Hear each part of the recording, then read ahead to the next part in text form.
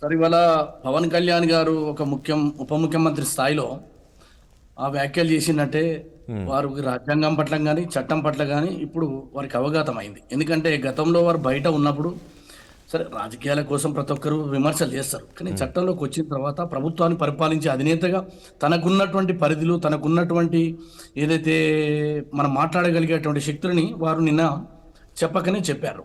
అంటే నీకు బంధువైనా నీ కులముడైనా ఎవరైనా సరే భారత రాజ్యాంగం అనేది 140 కోట్ల మంది ప్రజలకు ఒకే రాజ్యాంగం ఒకే చట్టం. ఆ చట్టాన్ని ఈ రాష్ట్రంలో మన జరిగినటువంటి సంధ్యా థియేటర్ సంఘటనలో రేవంత్ రెడ్డి గారు అమలు చేశారు.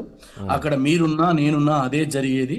అందులో ఎవరేం బేసజాలకు పోవాల్సినటువంటి అవసరం లేదు అనే మాట ఎక్కడ నిన్న కాదండి. నిన్న కేటీఆర్ కూడా మళ్ళీ మాట్లాడారు ఈ అంశం పైన. పవన్ కళ్యాణ్ మాట్లాడిన ఆయన ఏ రకంగా మాట్లాడాడు కానీ నేను అన్నదానికి కట్టుబడి ఉన్నాను, ఆయన కేవలం పేరు పలకపోవడంతో మర్చిపోవడంతో కక్షతో చేశాడని చెప్పేసి ఇక నిన్న బండి సంజయ్ కూడా అదే స్పందించారు. అయ్యో సార్, ప్రతిపక్షంలో ఉన్నప్పుడు రాజకీయ లబ్ధి కోసం చేసేటువంటి వ్యాఖ్యలని మనం ఇందులో చూడాల్సినటువంటి అవసరం లేదు. ముఖ్యమంత్రి గారు అసెంబ్లీలో ఒక సగటు మానవునిగా ఒక తల్లి పోగొట్టుకున్నటువంటి ఒక పిల్లగాడు హాస్పిటల్లో పడ్డటువంటి వేదనను చూసి 4 కోట్ల మంది ప్రజలకు తర్వాత తెలుగు ప్రజలకు ఆయన ఏం చెప్పదలుచుకుంటూ అది చెప్పింది కదా క్లియర్గా. మానవీయ కోణంతో స్పందించాల్సినటువంటి హృదయం లేకుండా ఒక్క పూటకు జైలు పోయించినట్టు వందలాది మంది ఇండ్ల చుట్టూ తిరుగుతున్నారు, వాళ్ళని పరామర్శిస్తున్నారు, పూల బోకేళ్ళు ఇస్తున్నారు, చచ్చిపోయిన ప్రాణానికి విలువలేదా అనే పద్ధతులను మాట్లాడింది తప్ప అక్కడ పవన్ కళ్యాణ్ ఉండా, అల్లు అర్జున్ ఉండా, లేకపోతే మరొకరుండా అనేటువంటి కోణంతో మాట్లాడలేదు సార్ ముఖ్యమంత్రి గారు.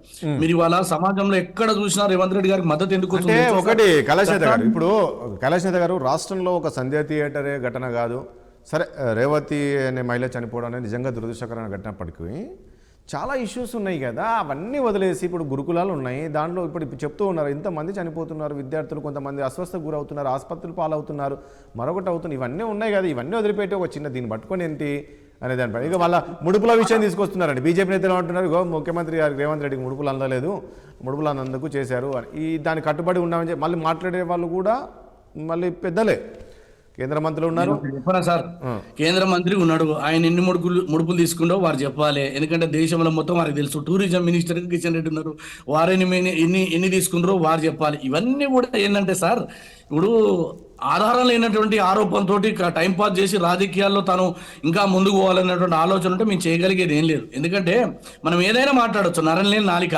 దాన్ని ఎవరు చూడరు. ఎందుకంటే ప్రపంచం మన కళ్ళ ముందు కనబడుతుంది. దానికేం సంబంధం అండి, ముడుపులకేం సంబంధం అండి? జరిగిన సంఘటన ప్రాణం పోతమే, ఎంతమంది చనిపోతమే, ఆ సంఘటనకే నేను చూడమంటున్నా నేను అంతవరకే. ఇప్పుడు తర్వాత వాళ్ళు వచ్చిండ్రు, సినిమా ఇండస్ట్రీకి సంబంధించినటువంటి పెద్దలతో చర్చలు జరిగింది.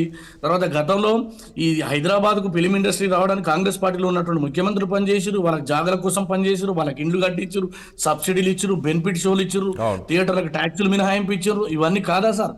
కాబట్టి నేనేమంటున్నట్టే ఈ సంఘటన ఇంతవరకే పరిమితమైంది. కాబట్టి అప్పుడు ఆ ముఖ్యమంత్రి గారు స్పందించిన తీరుని ప్రపంచం గారు ఇవాళ ఇక్కడ ఉన్నటువంటి ప్రతి ఒక్కరి హృదయంలో తెలుసు. కరెక్ట్ చేసిండు చట్టము, ఎవరి ఇంటి చుట్టం కాదు, ఇక్కడ ఎవరున్నా మీరు గమనించండి, అక్కడ రేవంత్ రెడ్డి గారు బ్రదర్ ఉన్న ఆ విధంగానే చేస్తాడు ఆయన, ముఖ్యమంత్రి గారి ఆలోచన. కానీ ఇవాళ మనం ఏదైనా ఆరోపణలు చేయొచ్చు కాబట్టి ప్రతిపక్షం ఉన్నాం కాబట్టి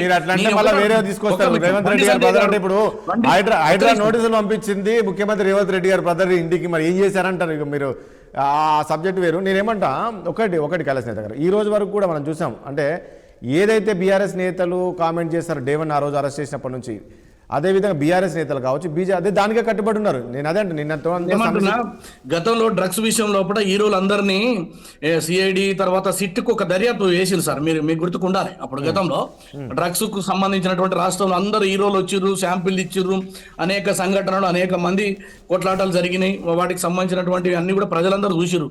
అంటే అప్పుడు ఆ రోజు ముడుపుల కోసం కేటీఆర్ గారు చేసిండ్రా, లేదా వ్యక్తిగతమైనటువంటి స్వలాభం కోసం చేసినరా కేటీఆర్ గారు, లేకపోతే మరొక కక్ష సాధింపు కొరకు చేసిరంటుర్రా ఆంధ్ర తెలంగాణ అనేటువంటి ఫీలింగ్ లో, లేదు ఒక కులం మీద కక్ష తీర్చుకోవడానికి జరిగిందంటుర్రా? ఇవన్నీ అసత్యమైనటువంటి ఆరోపణలతోటి టైంపాస్ చేస్తూ ముందుకు పోతారు. కానీ ఇక్కడ ఈ రాష్ట్ర ముఖ్యమంత్రిగా ప్రజలకు ఇవ్వాల్సినటువంటి ఒక చట్టాన్ని కానీ గౌరవాన్ని కానీ అందరికీ ఒకటే అయినటువంటి భావనలో వచ్చినము. జరిగినటువంటి సంఘటనలో చనిపోయిన కుటుంబాన్ని పరామర్శించలేదు, బాధతో దుఃఖంతో మానవీయ కోణంలో స్పందనలు లేకపోవడం అని ఆయన తప్పు పట్టింది తప్ప ఇది ఏదో పెద్ద ఇష్యూ అన్నట్టు.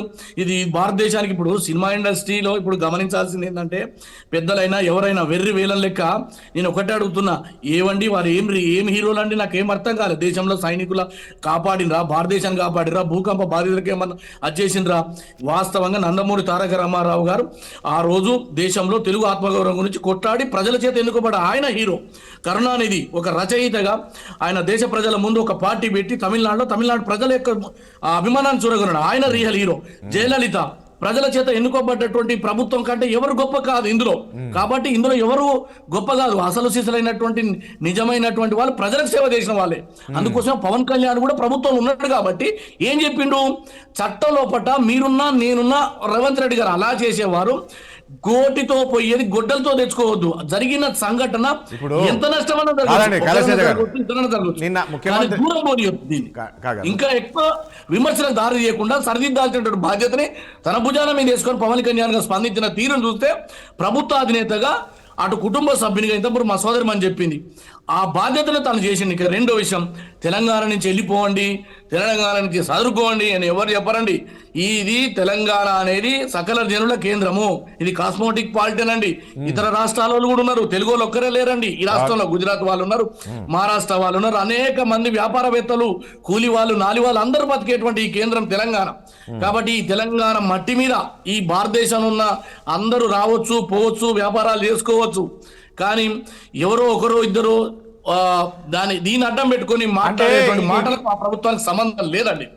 మా ప్రభుత్వం స్పష్టంగా ఆ ఇష్యూ గురించి ముఖ్యమంత్రి గారు మాట్లాడి తన యొక్క చట్టం యొక్క విశిష్టతని, చట్టాన్ని మేము ఏ రకంగా అమలు చేస్తున్నాం బాధతో మాట్లాడాడు. బయట జరుగుతున్నటువంటి ప్రచారం సోషల్ మీడియాలో ఏదైతే ముఖ్యమంత్రి గారి తీరుని, ముఖ్యమంత్రి గారి యొక్క చట్టాన్ని ఏదైతే మనం ఇలా తీసుకొని పోలీసులు చేసే పనిని కూడా ముఖ్యమంత్రికి ఆపాదించి జరుగుతున్నటువంటి సోషల్ మీడియా పాయింట్ ఏంటంటే, కళాశాల గారు చట్టం తన పని తాను చేసుకోకపోతుంది అని ఏదైతే అంటారో, అక్కడ పోలీసులు ఉన్నారు, ఆ వ్యవస్థ ఉంది, దానికి సంబంధించిన కేసు అవన్నీ చూసుకుంటారు కదా. ముఖ్యమంత్రికి ఏం అవసరం ఉండే దాదాపు 1 అవర్ పాటు అసెంబ్లీలో మాట్లాడడం, అల్లు అర్జున్ వెళ్ళడంతో అయ్యింది, అల్లు అర్జున్ బయటకు వస్తే అభివాదం చేయడం అవన్నీ అవసరం అన్నది. ఈ అంశానికి సంబంధించి కూడా నిన్న పవన్ కళ్యాణ్ స్పందించారు. ఒకటండి, అంటే అభివాదం చేయడం అవన్నీ అవసరం లేదు కదా అనేది ముఖ్యమంత్రి అన్నారు. కానీ అక్కడ పవన్ కళ్యాణ్ గారు ఏం చెప్పారంటే, ఖచ్చితంగానే స్టార్ హీరోలు వచ్చినప్పుడు కామన్గా వాళ్ళ ఫ్యాన్స్ ఉంటారు, చేయాలంటారు. వాళ్ళు ఒకవేళ చేయకుండా, అలా అభివాదం చేయకుండా పోతే కూడా చూసారా పొగరు అంటారు, బలుపు అంటారు, ఇవన్నీ ఉంటాయండి అనేది కూడా నిన్న పవన్ కళ్యాణ్ గారు స్పందించారు. ఈ అంశాన్ని కూడా చర్చించారు. పవన్ కళ్యాణ్ ఇంకో మాట కూడా అన్నాడు.